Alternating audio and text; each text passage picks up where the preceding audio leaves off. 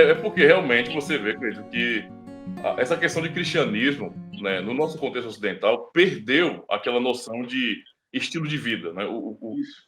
O estilo de vida na fé, né? Você é cristão e isso significa que você realmente é um seguidor de Cristo, não é? Isso está se perdendo cada vez mais. Cada vez mais. Então virou uma coisa muito cultural.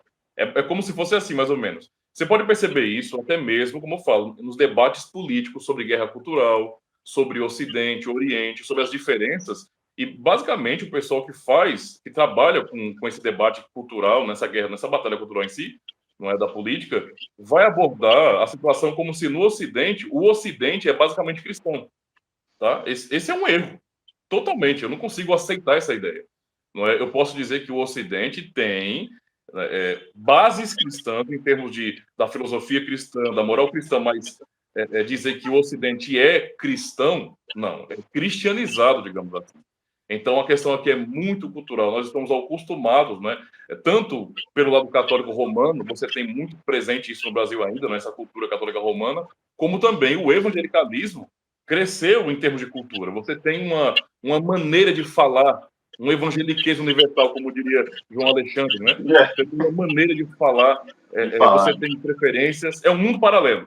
Um mundo paralelo, ou seja, é uma cultura, ou culturas cristianizadas, não é, que acabam tomando lugar daquilo que deveria ser verdadeiro cristianismo, que é vida, não é? É vida.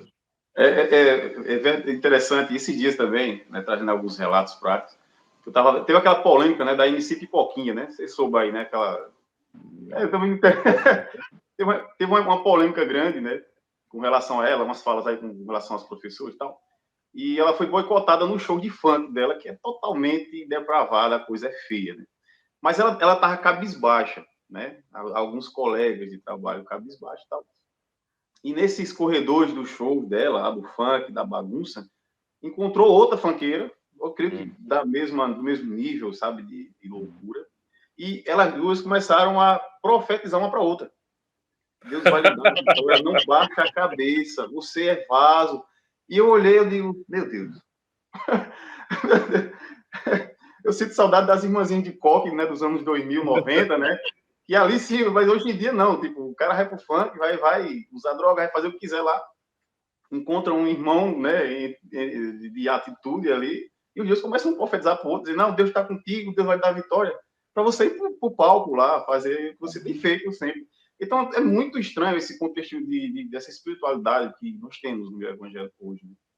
Com certeza. Inclusive, digamos assim, que eu considero, é claro que, no geral, o cristianismo evangélico no Brasil tem culpa, certo? Porque no evangelicalismo se criou uma subcultura gospel, então você tem essa cultura paralela, basicamente, e especialmente, então, por meio de cantores, não é, evangélicos, a música gospel em si, você tem incentivo para isso, cara. Porque, sinceramente, essa turma, não é, de cantores gospel, digamos assim, evangélicos, boa parte dessas pessoas que estão cantando e fazendo sucesso não são pessoas comprometidas com o evangelho de verdade. São desses que fazem parte desse espiritualismo cultural aqui no contexto. Então, não são pessoas que são bem doutrinadas, não é? E nós podemos falar de doutrinação, como cristãos, né? Quem não pode fazer doutrinação é o Estado e a escola. Isso é errado. Mas para nós isso é normal. Ou seja, são pessoas que não aprenderam bem a doutrina e não têm fundamentos sólidos na escritura. É muito de achismo. E, basicamente, os cantores evangélicos do Brasil, eles formam uma teologia, eles criam teologia para essa geração de evangélicos, que ouve muito mais os cantores do que até os pastores e os teólogos da igreja.